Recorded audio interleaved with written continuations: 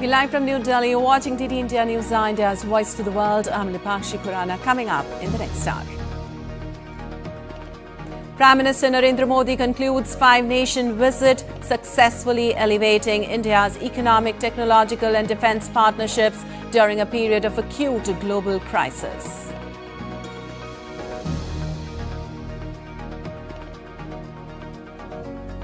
US President Donald Trump says willing to wait for a few days to get right answer on Iran peace deal.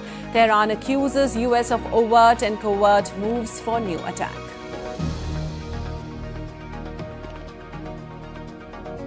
US indicts ex-Cuban President Raul Castro on murder, conspiracy charges in 1996 killing of 4 Americans. Cuba firmly denies allegations, calling the claims spurious.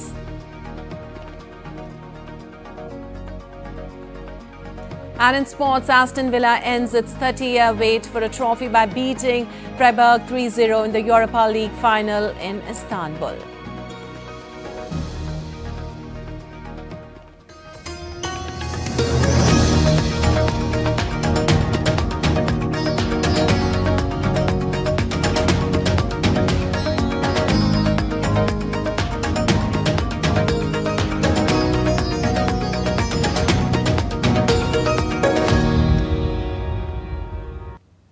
And on to the details. Prime Minister Narendra Modi is en route to India after concluding his five-nation visit covering the United Arab Emirates, Netherlands, Sweden, Norway and Italy, with major agreements signed in energy security, trade, semiconductors, green energy, AI, defence and technology. In a first and short visit to UAE, both the countries exchanged agreements on framework for the Strategic Defence Partnership, MOU on strategic petroleum reserves, agreement on supplies of liquefied petroleum gas, MOU on setting up ship repair cluster at Vadinar, investment worth $5 billion. On the second leg of Prime Minister Narendra Modi's visit to Netherlands, he met his Dutch counterpart. Rob Jetten inked 17 agreements to boost cooperations in sectors such as defence and critical minerals. The Netherlands has officially returned rare 11th century Chola copper plates to India. Prime Minister Narendra Modi, along with his Sweden counterpart, agreed upon a series of agreements and announcements aimed at deepening cooperation in technology, trade, innovation and cultural exchange, while elevating bilateral ties to the level of a strategic partnership. Prime Minister Narendra Modi's two-day visit to Norway marked the first visit by an Indian Prime Minister to the Nordic country in 43 years. During the visit, India and Norway signed a series of agreements covering climate action, maritime cooperation, digital development, healthcare, science, technology and renewable energy.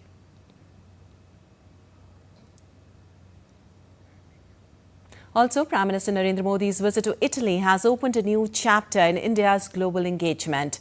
His meetings in Rome highlighted not only the strengthening of diplomatic and economic ties, but also the warmth of cultural exchange and friendship. From high-level talks to symbolic gestures at historic landmarks, the visit underscored a shared vision for deeper cooperation and a stronger partnership between the two nations. TT India's Rahul Upadhyay brings us more. Prime Minister Narendra Modi and the Italian Prime Minister Giorgia Meloni on Wednesday elevated India-Italy ties to a special strategic partnership, signaling a new phase in bilateral cooperation. The two leaders reviewed the Joint Action Plan 2025-2029 progress, aimed at expanding cooperation in trade, defence, clean energy, innovation and emerging technologies.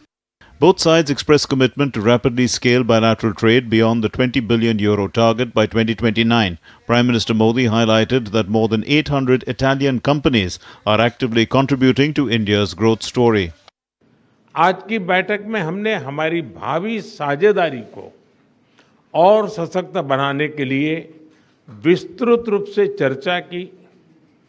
Bharat Italy joint strategic action plan 2025 to 2029 हमारी साझेदारी को एक practical और futuristic ढांचा प्रदान करता है।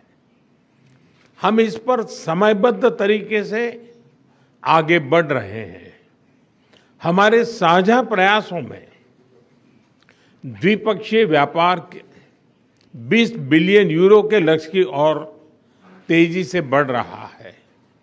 भारत में मौजूद 800 से अधिक इटालियन कंपनीज भारत की ग्रोथ स्टोरी में सक्रिय भागीदार बन रही है। Italian Prime Minister Giorgia Meloni described the current phase as the apex of India-Italy ties, saying the partnership has reached its highest ever. Questo vuoto, ma insieme decidiamo di rilanciare. We have decided to revitalize our relations. This visit is the apex of a path that we have built together with determination to strengthen the ties between ourselves.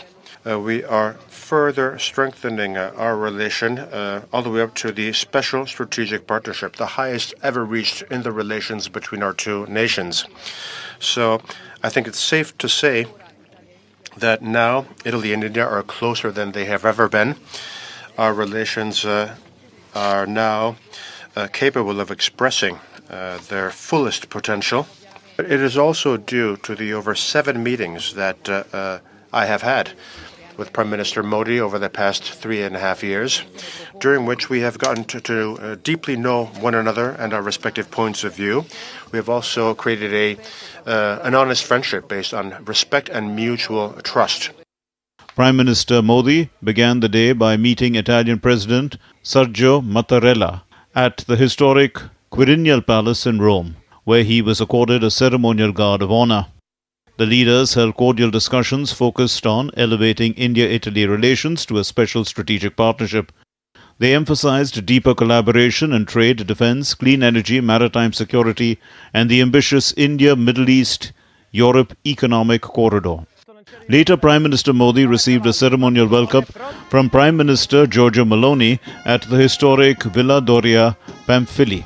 The two leaders then held delegation-level talks with senior officials from both sides to deepen strategic and economic engagement. India and Italy exchanged several memoranda of understanding during Prime Minister Narendra Modi's meeting with Italian Prime Minister Giorgia Meloni at Villa Doria Pamphili. The pacts cover critical minerals, defense, industrial cooperation, maritime transport, ports, agriculture, higher education, research and more. Earlier, Prime Minister Modi arrived in Italy on Tuesday night for the final leg of his 5-nation tour of West Asia and Europe.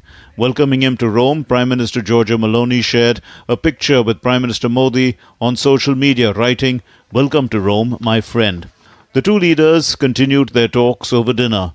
They exchanged perspectives on a wide range of issues ahead of their formal bilateral talks on Wednesday. The two prime ministers visited the iconic Colosseum in Rome. Nearly 2,000 years after it was built, the Colosseum remains the most recognizable symbol of Rome and one of the world's greatest architectural achievements. Earlier, Prime Minister Modi also received a warm welcome from the Indian diaspora in Rome.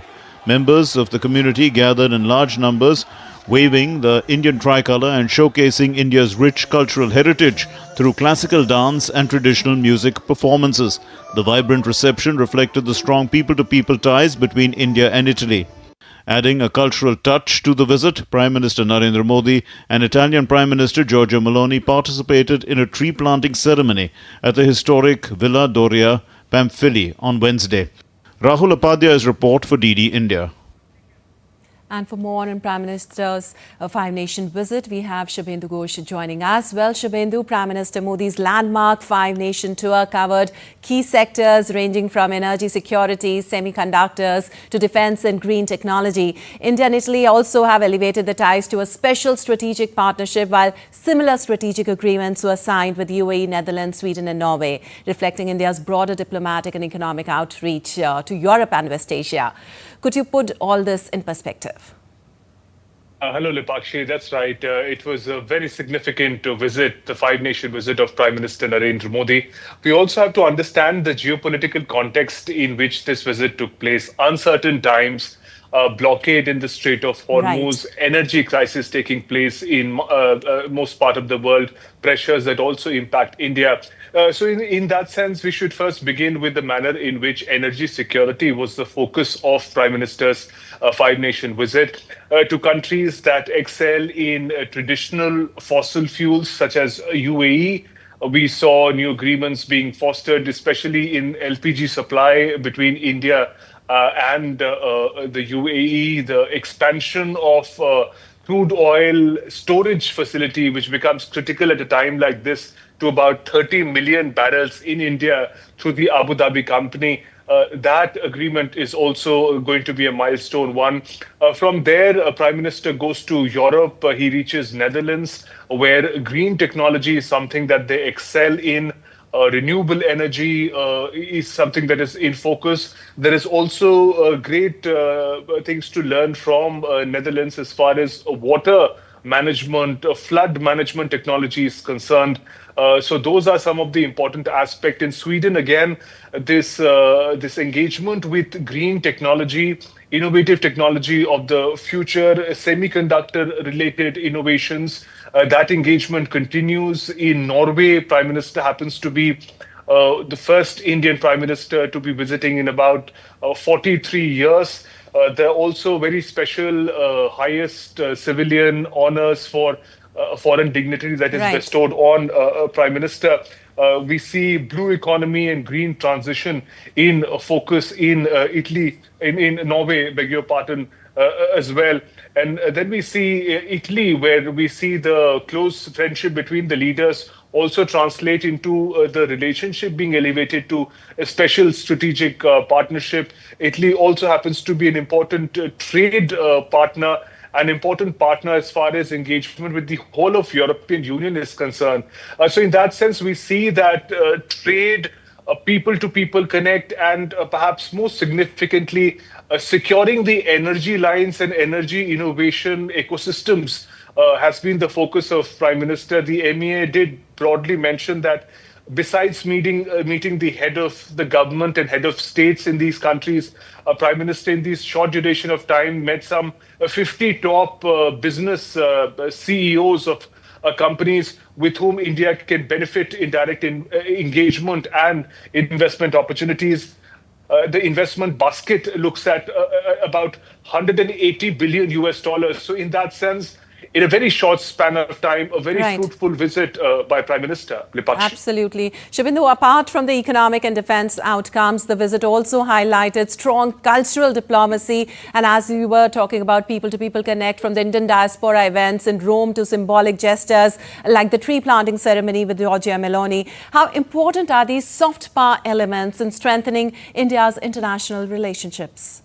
Absolutely, hugely important, Lipakshi. And I want to return to that point of geopolitical tensions at a time when countries are exhibiting protectionist tendencies. They want to close their borders. They want to close their cultural contact. At a time like that, India makes an outreach not just to its own diaspora, but through the diaspora, a cultural connect that is being established with all the countries, including these 5 countries that Prime Minister visited. UAE happens to be home to one of the largest Indian diaspora population, upwards of 4.5 million.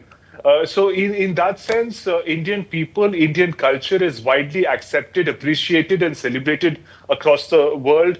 We also saw during the tour this sort of reciprocity between cultural friendliness, those 11th century Chola dynasty anklets being returned to India. Important sign of cultural friendship, important sign of respect that you show to your visiting dignitary by returning certain historical artifacts that carry huge historical, cultural, and emotional significance back in India. So in that sense, all those elements together does make this visit very significant from the cultural perspective as well. And we saw, usually, as is the case, Prime Ministers connect with the Indian diaspora, whichever country he went to, irrespective of the size. It varies from one country to another. Yes. But there's no difference in the enthusiasm with which he was welcomed. Absolutely. Thank you so much, Shubhendu, for all those details. And Prime Minister Narendra Modi has been awarded the prestigious Agricola Medal 2026 by the Food and Agriculture Organization, the organization's highest honor, at a ceremony held at FAO headquarters in Rome. FAO Director General Q. Dongyo presented the award in recognition of Prime Minister Modi's contribution to agricultural development, food security, poverty reduction and farmer welfare.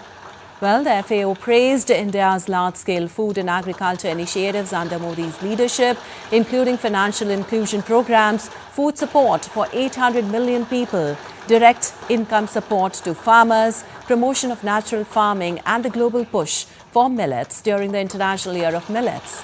Also, the organization commended India's efforts to promote digital public infrastructure during its G20 presidency. Prime Minister Modi dedicated the Agricola Medal to India's farmers, saying it is not his personal honor but a recognition of the nation's crores of annadatas. ये केवल मेरा सम्मान नहीं है, ये भारत के करोड़ों किसानों, पशुपालकों,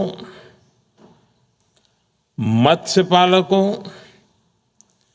कृषि वैज्ञानिकों और हमारे श्रमिकों का सम्मान है।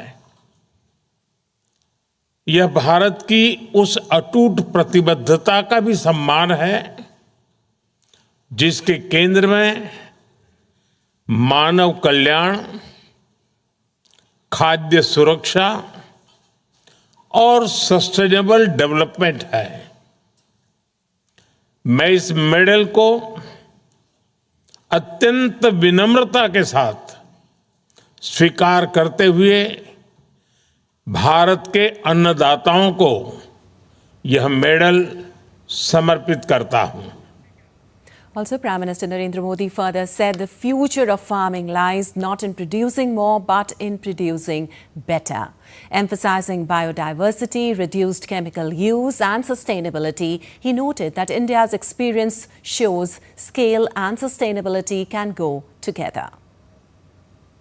फ्यूचर ऑफ फार्मिंग केवल प्रोड्यूस मोर में नहीं बल्कि प्रोड्यूस बेटर में है। इसी सोच के साथ बायोडायवर्सिटी बढ़ाने और केमिकल फर्टिलाइजर पर डिपेंडेंस कम करने पर बल दिया जा रहा है। भारत का अनुभव दुनिया को यह दिखा रहा है कि स्केल और सस्टेनेबिलिटी साथ साथ चल सकते हैं। टेक्नोलॉजी और इंक्लूजन एक दूसरे को स्ट्रेंथन कर सकते हैं और science driven agriculture global food security का मजबूत आधार बन सकता है। Well, earlier, upon reaching the Food and Agriculture Organization headquarters in Rome on Wednesday, Prime Minister Modi met with the DG of the organization, Dr. Q. Dongyo. He was greeted with a warm handshake there. Prime Minister Narendra Modi's visit to Italy has drawn appreciation from leading Indian industrialists. Anant Goenka, Vice Chairman of RPG Enterprises, commended Prime Minister Modi for strengthening global partnerships at a time when international relations are becoming increasingly fragmented, and pointed to the strong complementarity between India and Italy. Jay Shroff, Chairman and Group CEO of UPL Group, highlighted the Prime Minister's efforts to boost India's trade balance through deeper engagement with Europe. Well, Hitesh Doshi, Chairman of Worry Group, stressed the vast potential for bilateral cooperation in green hydrogen and energy security, referencing India's impressive solar energy achievements. In a world where relationships are getting fragmented, our Honourable Prime Minister is strengthening relationships with different countries. This is coming at the prequel of India-EU FTA, and therefore these visits are all the more important. There is also a lot of complementarity between Italy's strengths and India's strengths. Prime Minister is really working to improve India's balance sheet by improving the trade relations with Europe and with other countries. I think his single-minded focus over there is really showing up, because you could see the warmth in which we were received as a business delegation, and the warmth in which the whole Italian delegation was hosting us today. It was it was a pleasure to see the kind of relationship and the opportunities which were explained. I think there is a complete open relationship. There is a relationship of partnership you could sense between India and Italy. The energy security is the need of the today, and our country in India, we are working towards. We have seen the massive solar installations going on and various schemes. At the same time, Italy also needs this. The technologies and the mass production, engineering innovation and the Indian capabilities. If they both come together, both the countries can work on a green hydrogen. The technologies are there, which is a direct replacement to the many applications of oil, batteries and the solar. Well, Prime Minister Modi's sweet gift for his Italian counterpart, Giorgia Meloni, during his Rome visit has once again brought to the fore his rapport with world leaders. Be it his candid exchanges, special gestures or years of trusted friendship, these moments often go beyond formal protocol and reflect India's growing global stature. DD India's Tripti Tripathi reports for more. From global summits to candid personal moments, Prime Minister Narendra Modi's chemistry with world leaders has become a defining feature of India's modern diplomacy. Beyond formal meetings and policy discussions, these interactions reflect warmth, trust, and friendship built over years on the global stage. A recent moment in Rome once again caught the internet's attention as PM Modi shared a light-hearted exchange with Italian Prime Minister Giorgia Meloni. The video became an internet sensation in no time. The clip of Prime Minister Modi gifting Melody toffees to Prime Minister Meloni crossed 100 million views in just a few hours. PM Modi and French President Emmanuel Macron have shared a strong personal bond. From tea conservations in Jaipur to sharing a ride in Mumbai, there is a partnership that goes beyond protocol. PM Modi's rapport with Russian President Vladimir Putin is rooted in decades of strategic trust and personal warmth. In a rare diplomatic gesture, PM Modi personally received President Putin at the airport during his India visit in December 2025, underlining excellent personal relations between the two leaders. The same warmth and camaraderie is visible in India-UAE ties, where the UAE President Sheikh Mohammed bin Zayed Al Nahyan often refers to PM Modi as his brother. Their friendship has elevated India-UAE relations to a key strategic partnership. In fact, UAE leaders often say that Emirate is second home for PM Modi. इस आत्मीय स्वागत के लिए मैं आपका हृदय से बहुत आभार व्यक्त करता हूँ। और जैसा आपने कहा, मैं अपने दूसरे घर आया। ये शब्द, ये भाव मेरे जीवन की बहुत बड़ी पूंजी है।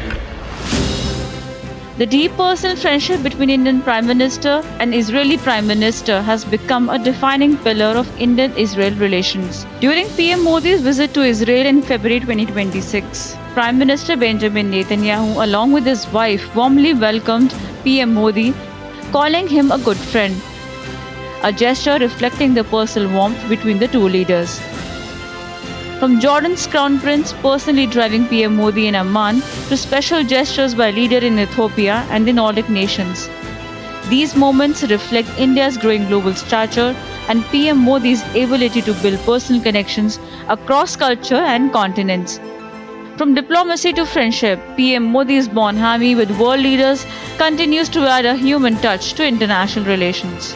Tripti Tripathi's report for DD India. And time now for a short break. We'll be back in a while.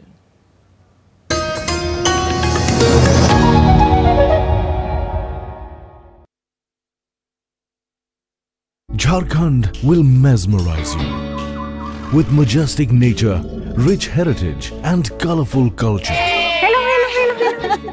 Johar. It fits perfectly. Thank you. Full workout हो गया. Ready?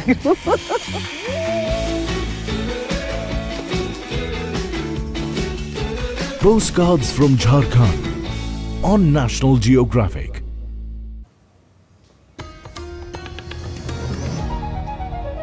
Welcome back. You're watching TD India News. I'm Lipakshi Khurana, and moving on. US President Donald Trump said on Wednesday the United States was willing to wait a few days for the right answer from Iran.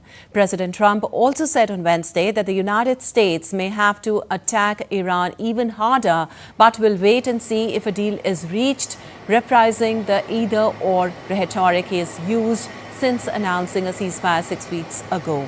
He said Iran's military might is largely gone, and the only question is whether the US goes back to finish the job or will Iran sign a deal. Very right on the borderline, believe me. If we don't get the right answers, it goes very quickly. We're all ready to go. We have to get the right answers. It would have to be a complete 100% good answers. And if we do, we save a lot of time, energy, and lives, most importantly.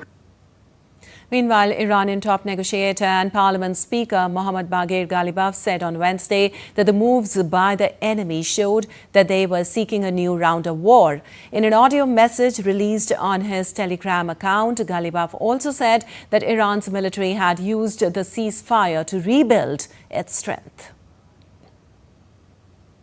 Also, Iranian Foreign Minister Abbas Araghchi declared that Tehran is equally prepared to negotiate or fight, asserting that the country's diplomatic apparatus is fully aligned with its national defense objectives. Speaking at a memorial ceremony in Tehran, Araghchi stated, "Wherever we need to fight, we will fight. Wherever we need to negotiate, we will negotiate."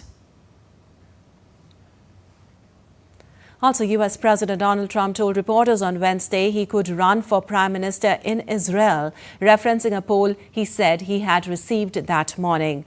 Trump said that Israeli Prime Minister Benjamin Netanyahu is a good man and that he was not treated right in Israel. At 99% in Israel, I could run for prime minister. So maybe after I do this, I'll go to Israel, run for prime minister. I had a poll this morning. I'm 99%, so that's good. But no, he's a wartime prime minister, and I just don't think they treat him well. Well, former Cuban President Raul Castro has been indicted in the United States on murder charges, U.S. Acting Attorney General Todd Blanche announced on Wednesday, in a major escalation in Washington's pressure campaign against the island's government. The indictment against Castro, returned in federal court in Miami on April 23rd, charges him with 1 count of conspiracy to kill U.S. nationals, 4 counts of murder and 2 counts of destruction of aircraft, Blanche said. 5 other people are also named as defendants in the case. Well, the charges stemmed from a 1996 incident in which Cuban jets shot down planes operated by a group of Cuban exiles, Blanche said at an event in downtown Miami on Wednesday to honor victims of the incident. Today, we are announcing an indictment charging Raul Castro and several others with conspiracy to kill U.S. nationals. My message today is clear. The United States and President Trump does not and will not forget its citizens. While U.S. President Donald Trump hailed the U.S. indictment of Cuba's former leader, Raul Castro, on Wednesday, but said he did not see the need for escalation.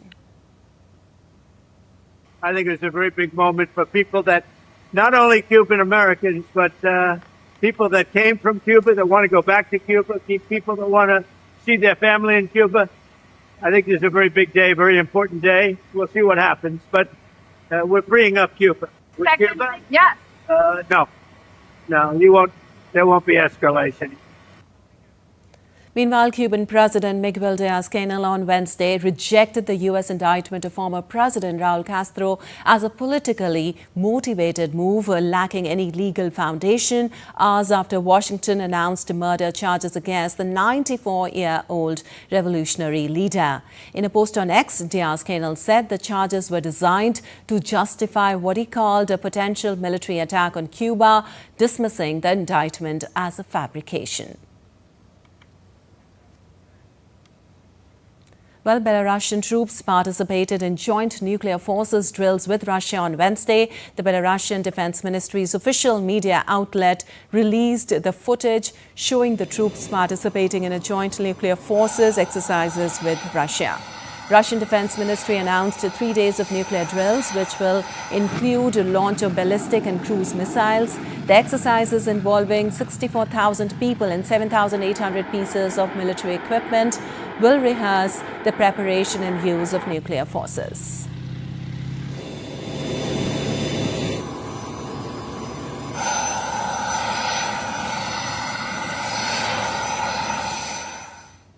Well, hundreds of Bolivians marched on La Paz on Wednesday to demand the lifting of protest blockades in the country following weeks of angry demonstrations against the government's austerity measures. Widespread protest involving unions, miners, transport workers and rural groups have escalated in Bolivia, causing blockades and shortages of fuel and food. Protesters are pressing Paz's centrist government to roll back austerity measures and address rising living costs, with some calling for his resignation.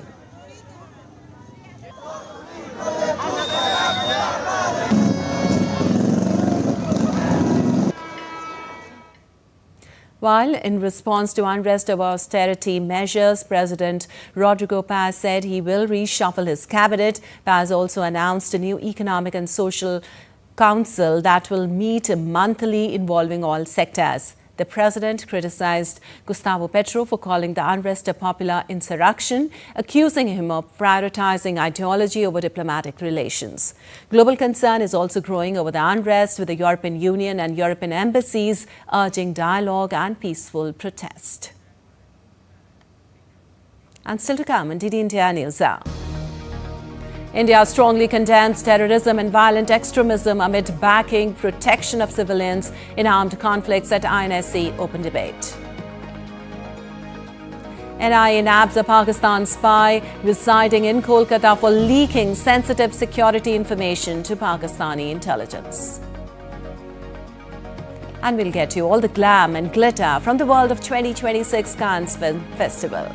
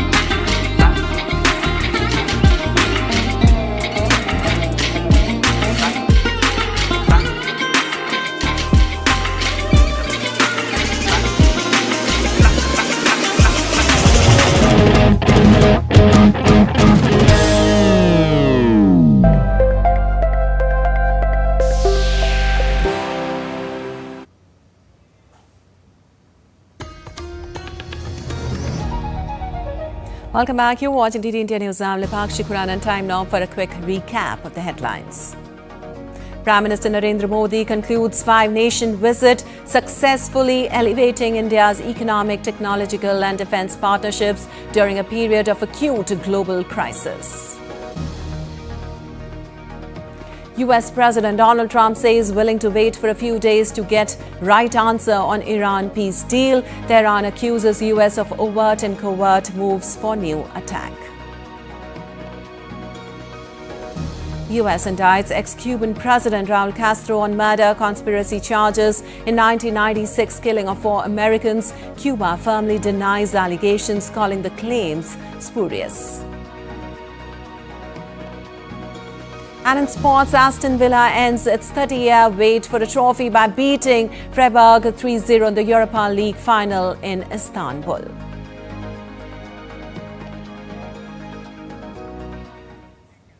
And moving on, India has reaffirmed its strong commitment to the UN Charter and stressed that protecting civilians at all times, including conflict situations, is a central element of maintenance of international peace and security.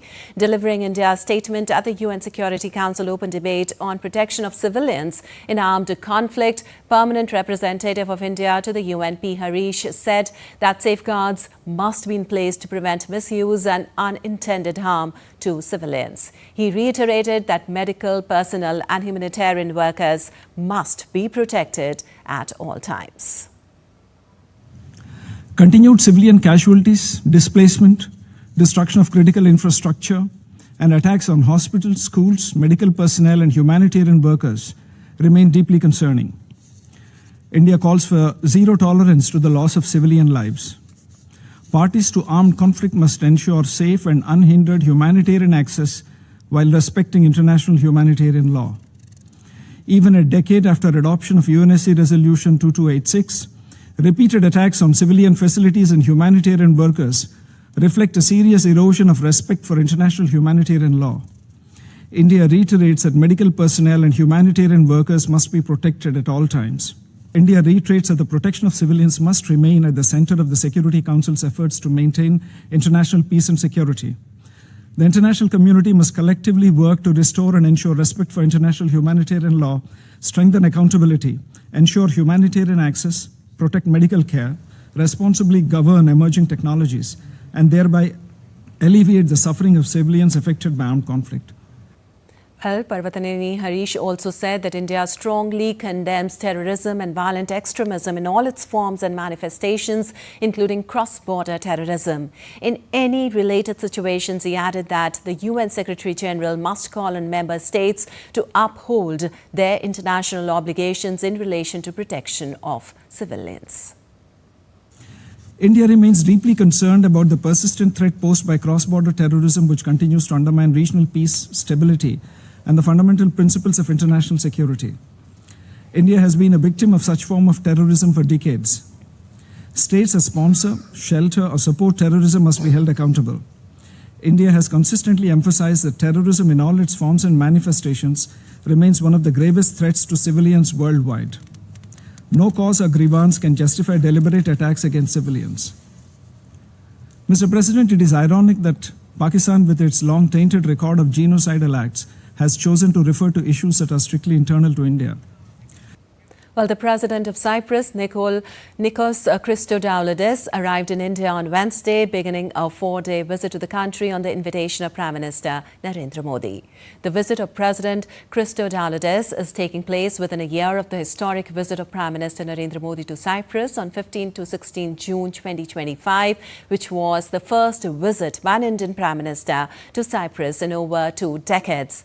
This visit assumes added significance in view of Cyprus' ongoing presidency of the Council of the European Union.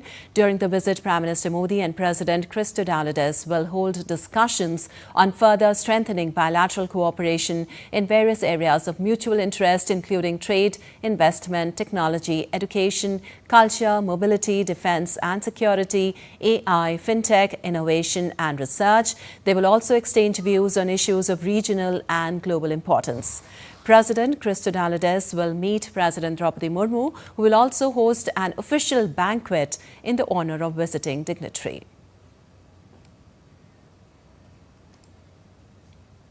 While India and Cyprus share close and time-tested partnership, the visit will build upon the ongoing momentum in bilateral relations, reflecting the shared commitment of both sides to further deepen cooperation, including in the wider India-EU context. The two countries will mark 65 years of diplomatic relations on 10th of February 2027.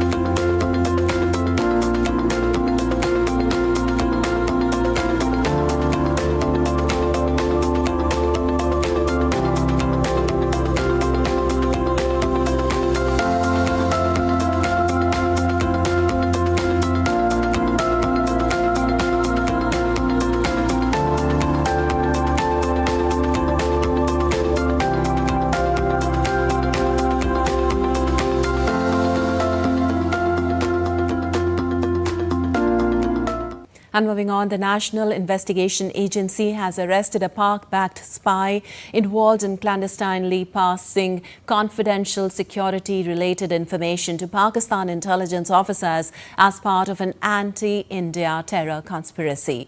The Kolkata resident Zafar Riaz had a lookout circular issued against him, and proceedings were also underway to declare him a proclaimed offender when he was taken into custody. Arrested under various sections, the accused was married to a Pakistani national with his children also Pak citizens. Convicted once earlier in an espionage case under IPC and Official Secrets Act, Zafar had been travelling frequently between India and Pakistan since 2005. NIA is continuing with its investigation to trace others involved in the espionage racket and to unveil the larger conspiracy behind the plot. And Indian Navy marked the successful culmination of the landmark IOS Sagar deployment with the flag-in of INS Sunayana at Kochi on 20th of May, following an extensive multinational deployment across the Indian Ocean region.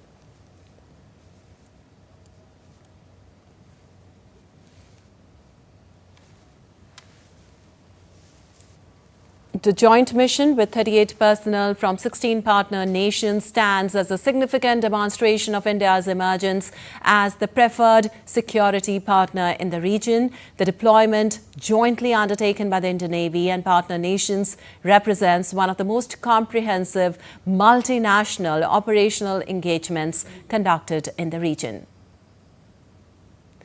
INS Sunayana was ceremonially received with water cannon salutes on a return to Kochi harbour. The mission also reflects the vision articulated by Prime Minister Narendra Modi through India's maritime initiatives, Sagar, Security and Growth for All in the region, and Mahasagar, Mutual and Holistic Advancement for Security and Growth across regions. And moving on to some weather updates, North India remained in the grip of a punishing heat wave, with Uttar Pradesh's Banda recording the country's highest temperature at a blistering 48.2 degrees Celsius, as the India Meteorological Department warned that extreme conditions are likely to continue across large parts of the country over the coming days. The IMD said severe heatwave conditions are expected to persist across northwest and central India for the rest of the week, while eastern India is likely to face intense heat stress for at least 5 more days. Health authorities urged people to avoid prolonged exposure to sunlight and remain hydrated. Residents have been advised to drink water regularly. People stepping outdoors were advised to wear loose cotton clothing and use umbrellas, caps and cloth coverings to shield themselves from the heat. The ongoing heat wave comes even as the southwest monsoon gradually advances across parts of southern India and the northeast, where heavy rainfall and thunder squall warnings have also been issued.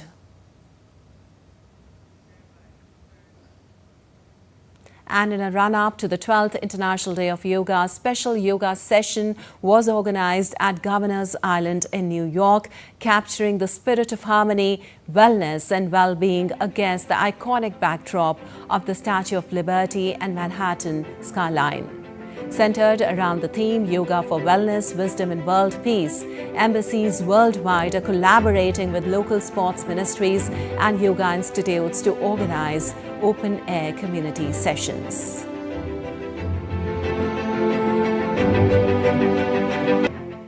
And updates now on the Ebola outbreak. Residents entering the eastern Congolese city of Goma from government-controlled areas were subjected to tighter health checks on Wednesday as authorities sought to contain the spread of Ebola after one confirmed case was detected in the city.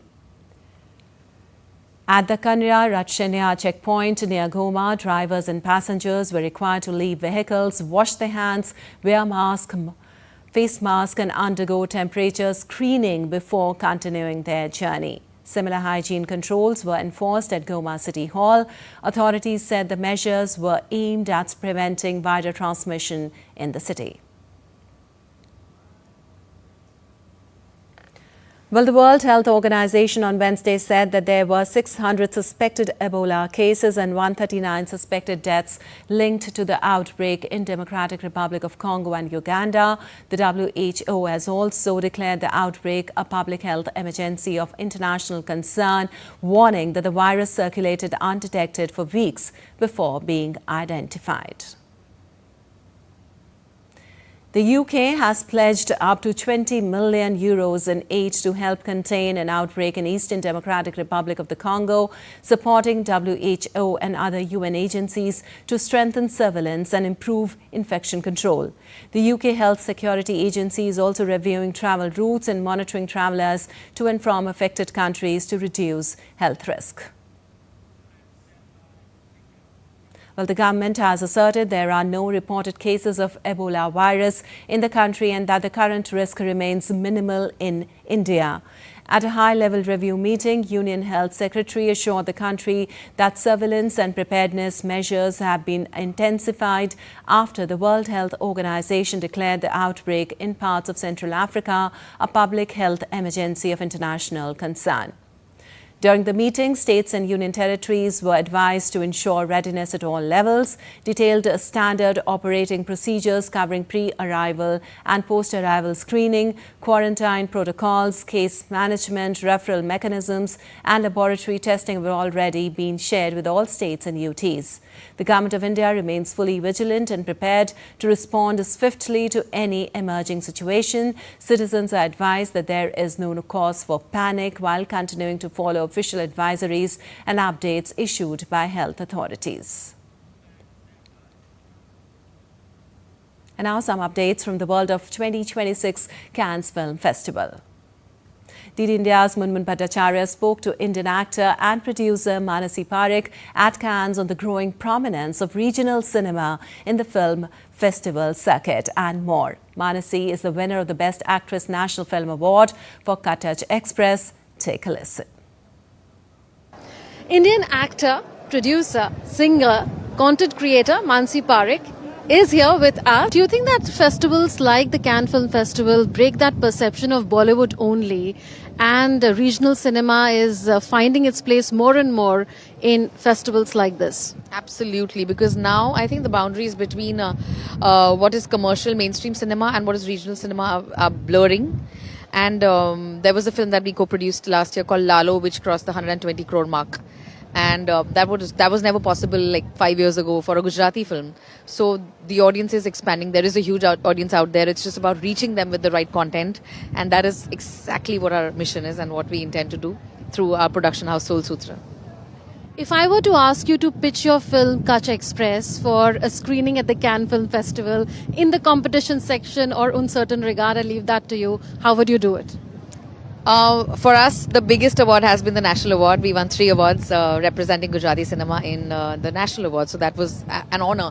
But if I had to pitch it at Cannes, I would definitely pitch it as a film that is a reflection of a woman's search for identity.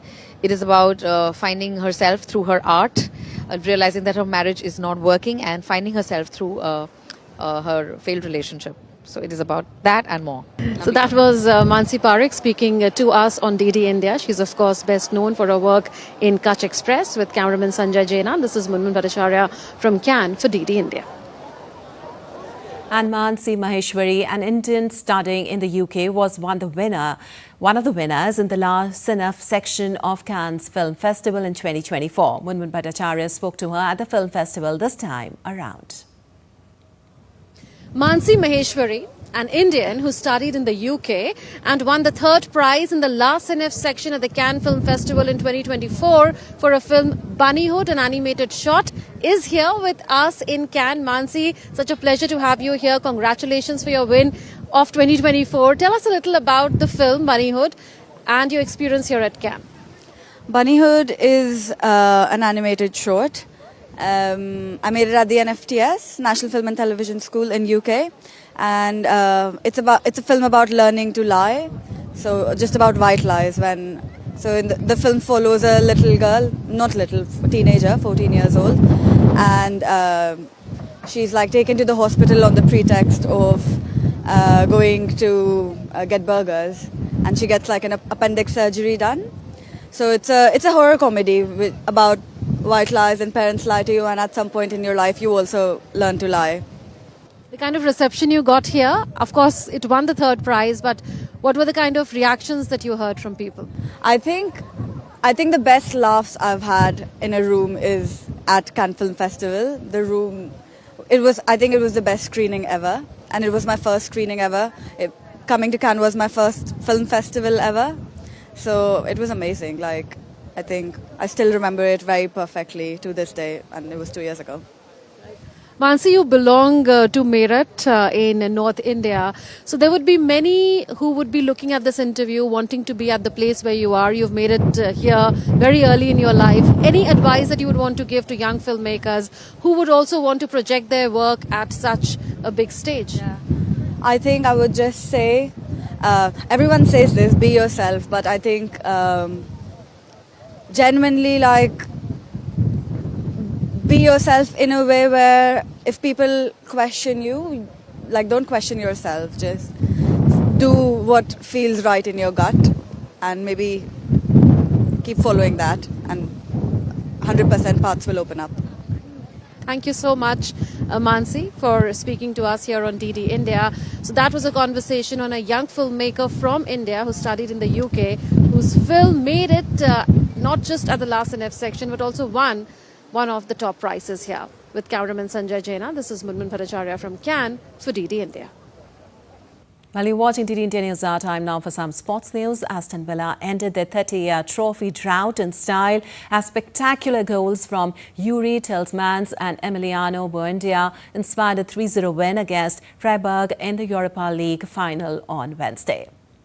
Unai Emery's side took the lead late in the first half in Istanbul through Tielemans' thunderous volley. Buendia increased Villa's advantage with a sublime curler seconds before the interval. Morgan Rodger's second-half goal finished off the outclassed Germans, sealing Villa's first silverware since the 1996 League Cup and their first major European prize for 44 years.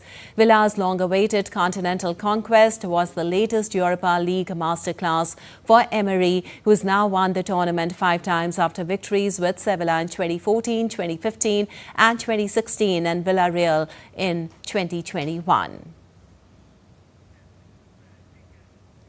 In IPL, Kolkata Knight Riders kept their IPL play-off hopes alive with a tense 4-wicket victory over Mumbai Indians at Eden Gardens.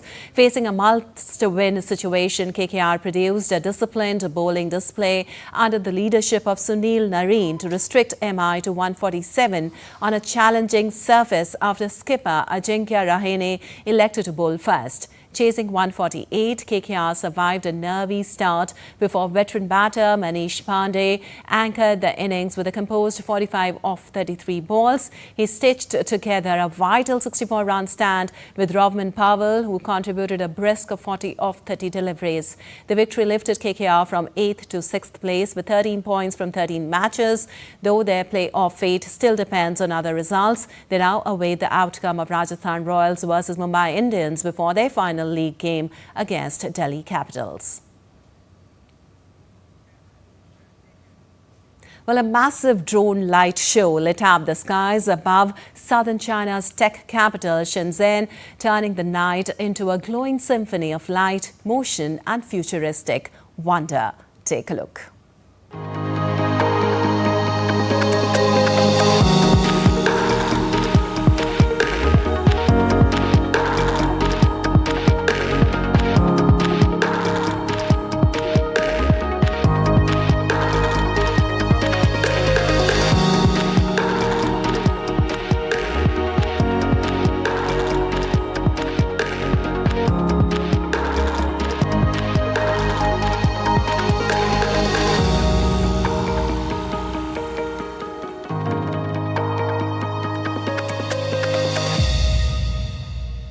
All right, that's all for this edition of DD India News App. But let us know your thoughts on the news of the day. For those on the go, you can get all the latest news and updates from India and across the world on the DD India mobile app. The app is available on both Android and iOS platforms. Scan the QR code on the screen to download now. We'll be back with more news as it breaks here on DD India. I'm Lipakshi Kurana from all of us here in Delhi. Thanks for watching DD India News App.